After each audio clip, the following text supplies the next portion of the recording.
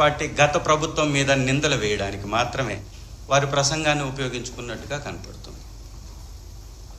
చంద్రబాబు నాయుడు గారు ప్రతిసారి పిట్టల కథలు చెప్తూ ప్రజల్ని పక్కదారి పట్టిస్తూ ఉంటాడు. ఈసారి ఇంకొక కొత్త పిట్టల కథ, పిట్టల దొరలాగా గవర్నర్ గారి ప్రసంగంలోనే చెప్పించినట్టుగా కనపడుతుంది. డబ్బున్నటువంటి వారిని 10% మనుషుల దగ్గర నుంచి, జనాభా దగ్గర నుంచి డబ్బును అడిగి తీసుకొని 20% పైగా ఉన్నటువంటి పేదవాళ్ళకి పంచి పేదవాడి తలసరి ఆదాయాన్ని 58 లక్షలకు పెంచుతానని పిట్టల దొర కథలు మాత్రం భలే చెప్పించాడు. ఇలాంటివన్నీ సత్యదూరం అని ప్రజలకు తెలుసు.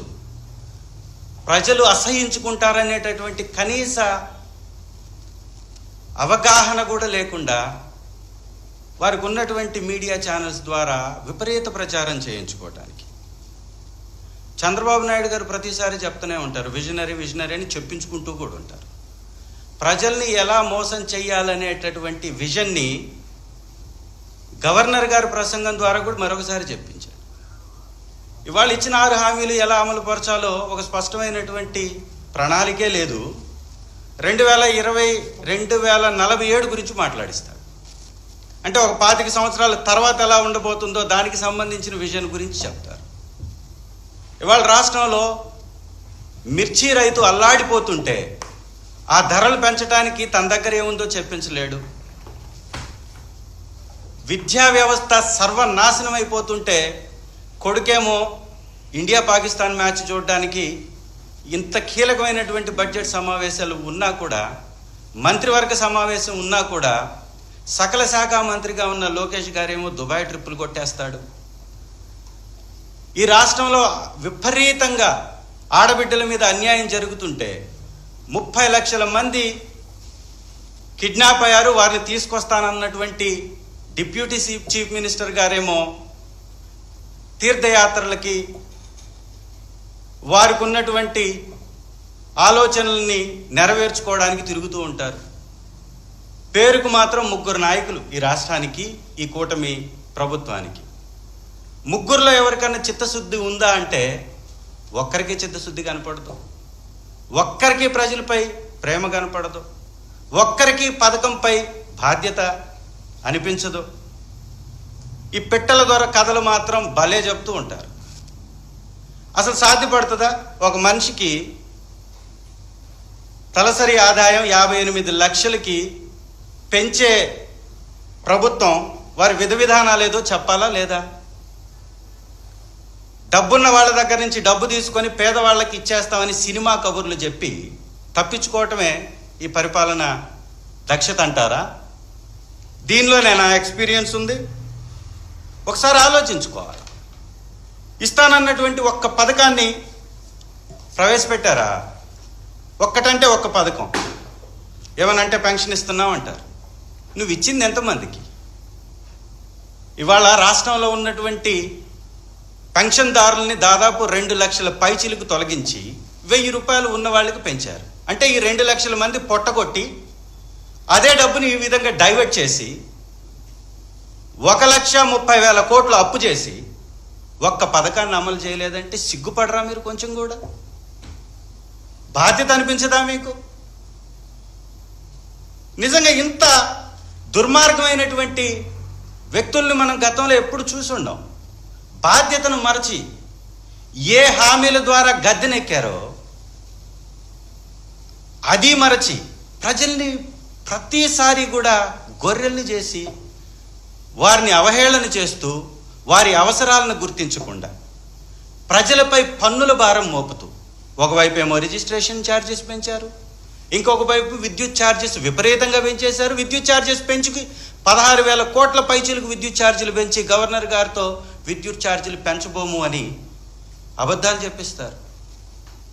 గవర్నర్ గారితో సత్యదూరపు మాటలు చెప్పిస్తారు. వారు అమలుపరుస్తున్నటువంటి ఈ సర్ఛార్జెస్ని 16,000 కోట్లని వారు ప్రజలపై మోపి దాని మీద వైఎస్ఆర్ కాంగ్రెస్ పార్టీ రాష్ట్ర వ్యాప్తంగా ప్రొటెస్ట్ చేసినటువంటి అంశాన్ని కూడా పక్కదారి పట్టించేటటువంటి ప్రయత్నం చేస్తారు. గ్యాస్ సిలిండర్ల మీద ఒక దగ, ఒక మోసం, ఇవాళ గవర్నర్ గారి ప్రసంగంలో చాలా స్పష్టంగా వారి మోసం ఏంటో తేటతెల్లమైపోయింది.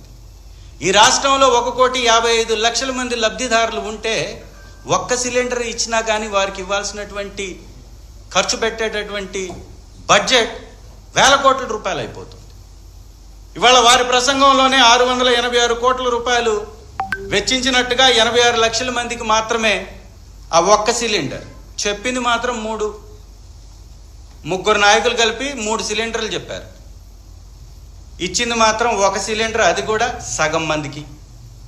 దాని మీద చేసినటువంటి ఖర్చు 686 కోట్లు. ఇక ఇళ్ల మీద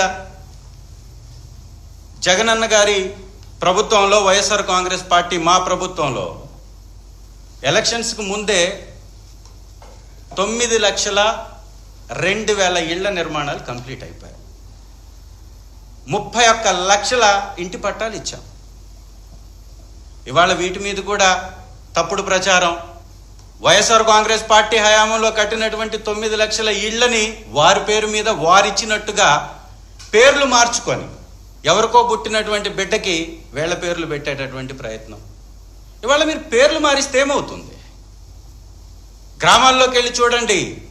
జగనన్న కాలనీ ఏది అంటే ఆటో ఎక్కితే ఆటో డ్రైవర్ తీసుకెళ్ళి నేరుగా జగనన్న కాలనీ దగ్గర దింపుతాడు. మీరు పేర్లు మార్చినా కానీ అక్కడ ఉన్నటువంటి వాస్తవాలను మార్చలేరు కదా. విద్యా వ్యవస్థలో పేర్లు మార్చేసి ఒక్కటంటే ఒక్కటి ఒక మంచి పథకాన్ని కానీ ఒక మంచి అవసరాన్ని కానీ విద్యార్థుల తీర్చినటువంటి పరిస్థితి ఈ కూటమి ప్రభుత్వంలో ఉందా? 9 నెలలు అయిపోయాయి. విద్యా వ్యవస్థకి మంత్రిగా ఉన్నటువంటి లోకేష్ గారు ఆ వ్యవస్థను పట్టించుకున్న పాపానే పోడు. సకల శాఖలు నిర్వహించాలనుకుంటాడు. ఏకంగా వాళ్ళ తండ్రి గారి శాఖను కూడా నిర్వహించడానికి సిద్ధంగా ఉన్నట్టు లీకులు ఇస్తూ ఉంటారు వారికి ఉన్నటువంటి మీడియా వారు. దీనిలో ఏం వెలగబెట్టారా అని చూస్తే విద్యా వ్యవస్థలో ఏమీ కనపడదు. గతంలో ఉన్నటువంటి నాడు నేడు పేరును మార్చి మనబడి మన భవిష్యత్ పేరు మాత్రం చక్కని పేరు పెడతాడు. మనబడి మన భవిష్యత్. నిజంగా పేదవారి భవిష్యత్ ఆలోచించేటటువంటి వ్యక్తి కానీ నారా లోకేష్ గారు అయితే నిర్వీర్యమైపోతున్నటువంటి విద్యా వ్యవస్థని, టీచర్స్ అటెండ్ కానటువంటి పరిస్థితుల్ని, నాసిరక ఆహారాన్ని అందిస్తున్నటువంటి పరిస్థితుల్ని, ఆడబిడ్డల స్కూళ్ళలో కెమెరాలు పెట్టి చిత్రీకరిస్తున్నటువంటి పరిస్థితుల్ని, చిన్న బిడ్డలు గర్భవతులై అబార్షన్స్ జరుగుతున్నటువంటి పరిస్థితుల్ని, ఉపాధ్యాయులే కీచకులుగా మారి బిడ్డల్ని చెరుస్తున్నటువంటి పరిస్థితులు ఇవన్నీ కనపడుతుంటే ఇవన్నీ ఏం పట్టం మనోడికి? దుబాయ్ వెళ్ళాలి, ఇండియా పాకిస్తాన్ క్రికెట్ మ్యాచ్ చూడాలి. ఇదే వారికి ప్రధానం. ఈ బడ్జెట్ సెషన్ మీద కూడా వారికి ఏ విధంగా కూడా ఇంట్రెస్ట్ ఉండదు. ఇకపోతే తల్లికి వందనం భలే పేరు పెట్టారు. వాళ్ళు చెప్పింది వందనం, దండం పెట్టేసి తప్పించుకోవటమే.